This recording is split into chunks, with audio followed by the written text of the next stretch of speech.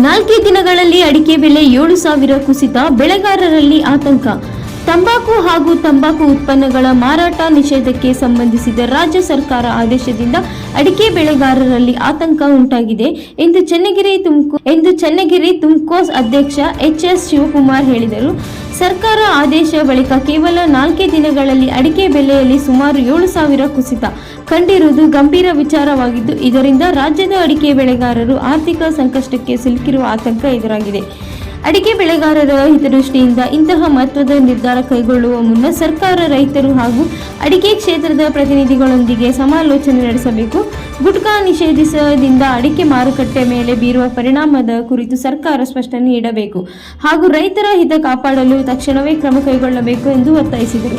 ಈಗಾಗಲೇ ಅಡಿಕೆ ಮಹಾಮಂಡಲದ ಸದಸ್ಯರು ಸರ್ಕಾರಕ್ಕೆ ಮನವಿ ಸಲ್ಲಿಸಿದ್ದು, ಸರ್ಕಾರ ಮನವಿಯನ್ನು ಸ್ವೀಕರಿಸಿದೆ. ಆದರೆ ಮುಂದಿನ ದಿನಗಳಲ್ಲೂ ಅಡಿಕೆ ಬೆಳೆಗಾರರ ಹಿತಕ್ಕೆ ಧಕ್ಕೆ ತರುವಂತಹ ನಿರ್ಧಾರಗಳನ್ನು ಕೈಗೊಂಡರೆ ರಾಜ್ಯದ ಅಡಿಕೆ ಬೆಳೆಗಾರರು ಒಗ್ಗೂಡ ವಿಧಾನಸೌಧದವರೆಗೆ ಹೋರಾಟ ನಡೆಸಬೇಕಾದ ಪರಿಸ್ಥಿತಿ ನಿರ್ಮಾಣವಾಗಲಿದೆ ಎಂದು ಎಚ್ಚರಿಸಿದರು.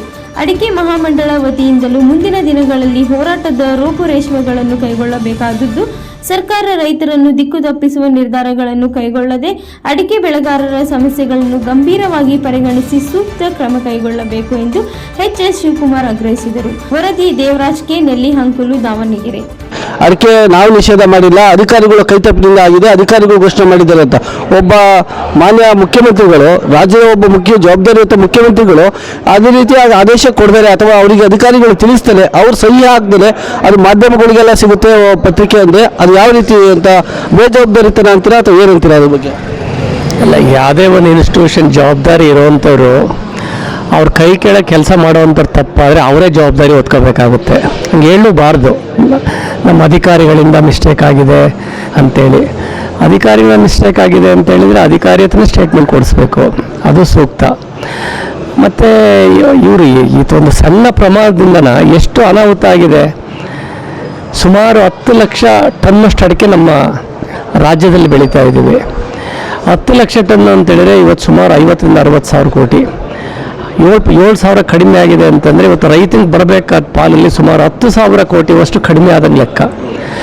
ಇವತ್ತೇ ಸಾಕಷ್ಟು ಸಮಸ್ಯೆಯಲ್ಲಿದ್ದಾನೆ, ನೀರಿನ ಸಮಸ್ಯೆ, ರೇಟಿನ ಸಮಸ್ಯೆ, ಈ ಬೇರೆ ರೀತಿ ಸಮಸ್ಯೆಗಳು, ಮಧ್ಯದ ರೇಟಿನ ಸಮಸ್ಯೆಗಳು, ಇವೆಲ್ಲದರ ಮಧ್ಯದಾಗೆ ಮತ್ತೆ ಸುಮ್ಮನೆ ಅನ್ನೆಸರಿಯಾಗಿ ರೈತರನ್ನ ತೊಂದರೆಗೆ ದೂಡಿ ಮತ್ತು ನೀವು ಅದನ್ನು ಕರೆಕ್ಷನ್ ಮಾಡೋಕ್ಕೆ ನೀವು ಕರೆಕ್ಷನ್ ಮಾಡಿದ್ದೀರ, ಅದನ್ನ ಒಪ್ತೀವಿ, ಅದಕ್ಕೆ ನಿಮ್ಗೆ ಧನ್ಯವಾದಗಳು. ಆದರೆ ಈಗ ಲಾಸ್ ತುಂಬಿಕೊಡೋರು ಯಾರು? ಸುಮಾರು ಇವತ್ತೆಲ್ಲ ಅಡಿಕೆ ಬೆಳೆಗಾರರು ಇಡೀ ಸ್ಟೇಟಲ್ಲಿರೋ ರೈತರುಗಳನ್ನು ಒಟ್ಟುಗೂಡಿಸಿದರೆ 10,000 ಕೋಟಿಯಷ್ಟು ನಮಗೆ ರೈತರಿಗೆ ಅನ್ಯಾಯ ಆಗಿದೆ. ಈ 4 ಇದೊಂದು ಸ್ಟೇಟ್ಮೆಂಟಿಂದನ ಮುಂದೆ ಆಗೋಗಿದೆ. ಮುಂದಿನಗಳಿಂದ ಪ್ರಮಾದಗಳಾಗಿ ನೋಡ್ಕೊಳ್ಳಿ ಅಂತೇಳಿ ತಮ್ಮನ್ನು ಕೇಳ್ಕೊಂತೀವಿ. ಹಾಗೆ ಈಗ ಇವತ್ತು ಒಂದು ದಿವಸ ಮಾಡಿ ತಪ್ಪಿನಿಂದ ಬರದ ಪರಿಸ್ಥಿತಿಯಲ್ಲಿ ರೈತರೆಲ್ಲರೂ ಕೂಡ ಮಳೆ ಬರ್ತಾ ಇಲ್ಲ, ಕಂಗಾಲಾಗಿದ್ದಾರೆ. ಅದಕ್ಕೆ ಬೀಜ ಗೊಬ್ಬರ ಎಲ್ಲ ಹಾಕ್ಬಿಟ್ಟು ಕೆಲವರು 2 ಬಾರಿ ಮೆಕ್ಕೆಗಳಾಗ್ಬೋದು, ರಾಗಿ ಆಗ್ಬೋದು ಮತ್ತು ಬೇರೆ ಬೇರೆ ಬೆಳೆಗಳನ್ನೆಲ್ಲ ಅಳಿಸಿದ್ದಾರೆ. ಆದರೆ ಅಡಿಕೆ ಬೆಳೆಗಾರರಲ್ಲಿ ಆತಂಕ ಏನಿತ್ತು ಅಂದರೆ ಮಳೆ ಬರದಲ್ಲೇ ಈ ವರ್ಷದ ಬೆಳೆ ತಗೋಬೋದಷ್ಟೇ, ಮುಂದಿನ ವರ್ಷಕ್ಕೆ ಅಡಿಕೆ ಗಿಡ ಉಳಿಯುತ್ತೋ ಇಲ್ಲ ಅನ್ನೋ ಪರಿಸ್ಥಿತಿಯಲ್ಲಿದ್ದರು.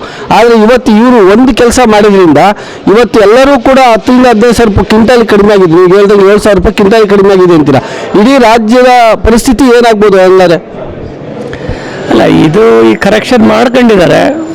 ಕರೆಕ್ಷನ್ ಆಗಿದ್ದರಿಂದ ನಮ್ಮ ಮುಂದೆ ಸ್ವಲ್ಪ ಎಫೆಕ್ಟ್ ಆಗಿದ್ದು ಕೂಡ ಮುಂದಿನ ತಿಂಗಳು ಸರಿ ಮಾಡ್ಕೋಬೇಕು. ಅದನ್ನು ಇನ್ನು ಮುಂದೆ ಮತ್ತೆ ಡ್ಯಾಮೇಜ್ ಆಗದಂಗೆ ನೋಡಬೇಕು. ಯಾಕೆಂದರೆ ಬರಗಾಲ ಫೇಸ್ ಮಾಡೋದೇ ಕಷ್ಟ ಆಗಿದೆ. ಇದ್ರ ಮಧ್ಯದಲ್ಲಿ ರೇಟ್ ಕಡಿಮೆ, ಈ ಥರ ಸಮಸ್ಯೆಗಳು ಅಡಿಕೆನೇ ಕೊಂಡ್ಕೊಳ್ಳೋದಿಲ್ಲ ಅನ್ನೋ ದಿನಗಳು ಬರ್ಬೋದು ಮುಂದಿನ ದಿನಗಳಲ್ಲಿ.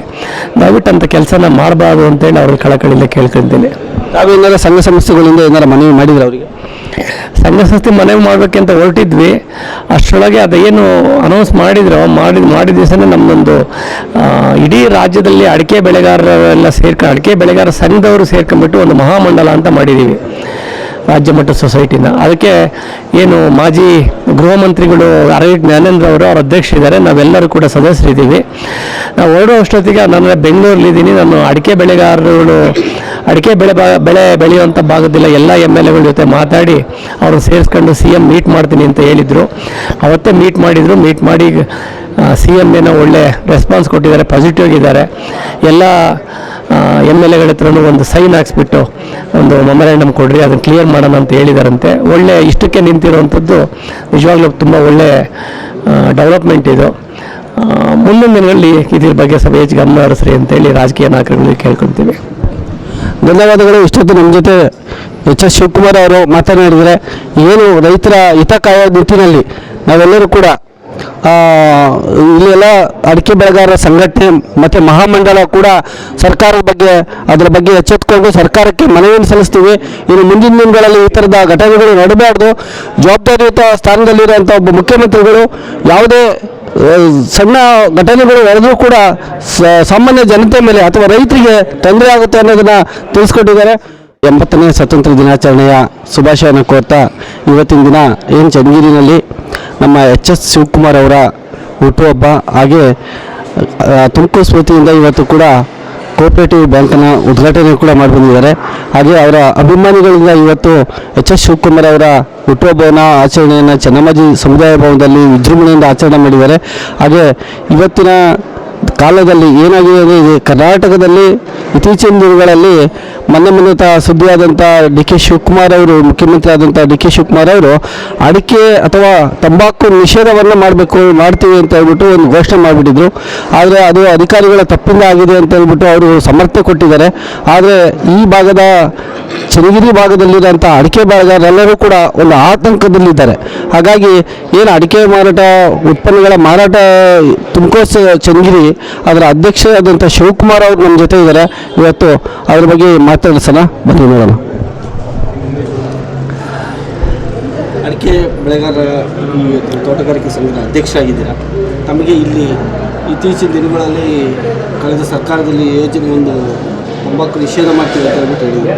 ಆದರೆ ಇವತ್ತು ಅದು ಆತಂಕ ಒಳಗಾಗಿದ್ದಾರೆ ಜನರು. ಮತ್ತೇನೋ ವಾಪಸ್ ತೊಗೊಂಡಿದ್ದೀವಿ ಅಂತ ಇಮಿಡಿಯೇಟ್ಲಿ ಹೇಳಿದ್ದಾರೆ. ಆದರೆ ಅದರಿಂದ ಆತಂಕಕ್ಕೊಳಗಾಗಿ ರೈತರಿಗೆ ಏನು ಅಭಯ ನೀಡ್ತೀವಿ? ಎಲ್ರಿಗೂ ಮೊದಲನೇದಾಗಿ ಸ್ವತಂತ್ರ ದಿನಾಚರಣೆ ಆರ್ಥಿಕ ಶುಭಾಶಯಗಳನ್ನು ತಿಳಿಸ್ತೀನಿ. ಮೊನ್ನೆ ಏನು ರಾಜ್ಯದ ಮುಖ್ಯಮಂತ್ರಿಗಳು ಸ್ಟೇಟ್ಮೆಂಟ್ ಕೊಟ್ಟಿದ್ದಾರೋ, ಏನು ತಂಬಾಕು ಇರೋವಂಥ ಅಡಿಕೆ ಪಾನ್ ಮಸಾಲನ್ನು ಕೂಡ ನಿಷೇಧ ಮಾಡ್ತೀವಿ, ನಿಕೋಟಿನ್ ಅಂಶ ಇದೆ ಅದರಲ್ಲಿ ಅಂತ ಕೂಡ ಏನೋ ಸ್ಟೇಟ್ಮೆಂಟ್ ಕೊಟ್ಟಿದ್ದಾರೆ. ಅದನ್ನು ಬ್ಯಾನ್ ಮಾಡ್ತೀವಿ ಅನ್ನೋದು ಒಂದೇ ಒಂದು ಕಾರಣಕ್ಕೆ ಕಳೆದ 4 ದಿವಸದಿಂದ ಮಾರ್ಕೆಟ್ 7,000 ಕಡಿಮೆ ಆಗಿದೆ ಅಡಿಕೆ ರೇಟು. ಇವತ್ತು ರಾಜ್ಯದಲ್ಲಿ ಸುಮಾರು 140 ತಾಲೂಕುಗಳಲ್ಲಿ ಅಡಿಕೆ ಬೆಳೀತಾ ಇದ್ದಾರೆ. ಪೂರ್ತಿ ಅಡಿಕೆ ಬೆಳೆಗಾರಗಳು ಪೂರ್ಣ ಒಂಥರ ಪ್ಯಾನಿಕ್ ಆಗಿದ್ದಾರೆ. ಎಲ್ಲರೂ ಕೂಡ ಅಭದ್ರತೆ ಸೃಷ್ಟಿಯಾಗಿದೆ. ಅದನ್ನು ಮತ್ತೆ ಮುಂದುವರೆದ ಭಾಗವಾಗಿ ಸಿ ಎಮ್ ಇಲ್ಲ ಅದೇನೋ ಮಿಸ್ಟೇಕ್ ಆಗಿದೆ, ಅದೇನಾರು ಆಗಿದೆ ಅಂತ ವಿಡ್ರಾ ಮಾಡ್ತೀವಿ ಅಂತ ಹೇಳಿದ್ದಾರೆ. ಮತ್ತು ನಾನು ಇವರೆಲ್ಲ ರಾಜಕೀಯ ನಾಯಕರಲ್ಲಿ ಕೇಳ್ಕೊಳ್ಳೋದಿಷ್ಟೇ, ನೀವೇನಾದರೂ ಇಂಥ ವಿಚಾರಗಳನ್ನು ಪಬ್ಲಿಕ್ಕಾಗಿ ಸ್ಟೇಟ್ಮೆಂಟಿಗೆ ಕೊಡೋದಕ್ಕಿಂತ ಮೊದಲು ಅದ್ರ ಬಗ್ಗೆ ಪೂರ್ತಿಯಾಗಿ ಪರಾಮರ್ಶೆ ಮಾಡಬೇಕು. ಸುಮ್ಮನೆ ಒಂದು ಸ್ಟೇಟ್ಮೆಂಟ್ ಕೊಟ್ಟದ ಕಾರಣಕ್ಕೋಸ್ಕರ ಸುಮಾರು 7,000 ಅಡಿಕೆ ರೇಟ್ ಕಡಿಮೆ ಆಗಿದೆ ಅಂದರೆ ರೈತನಿಗೆ ಎಷ್ಟು ಕಷ್ಟ ಆಗುತ್ತೆ ಅಂತೇಳಿ ನೀವು ಚಿಂತೆ ಮಾಡಬೇಕು. ಮತ್ತು 7,000 ರೇಟ್ ಬರಬೇಕು ಅಂತ ಹೇಳಿದರೆ ನಾವು 1 ವರ್ಷ ಕಾಯಬೇಕು, 2 ವರ್ಷ ಕಾಯಬೇಕು. ಒಂದು ಸರಿ ಸ್ಟೇಬಲ್ ಆಗಿರೋ ರೇಟ್ಗಳು ಹಿಂದೋಯ್ತು ಅಂತ ಹೇಳಿದರೆ ತುಂಬಾ ಕಷ್ಟ. ಇವತ್ತೇ ಸಾಕಷ್ಟು ರೈತರುಗಳು ಸಾಕಷ್ಟು ಸಮಸ್ಯೆಗಳನ್ನ ಎದುರಿಸ್ತಾ ಇದ್ದಾರೆ. ಅದ್ರ ಜೊತೆ ನೀವು ಸುಮ್ಮನೆ ಅನ್ನೆಸರಿಯಾಗಿ ಇಂಥ ಪ್ರಾಬ್ಲಮ್ಗಳನ್ನು ಮಾತಾಡಿ ಇನ್ನಷ್ಟು ಪ್ರಾಬ್ಲಮ್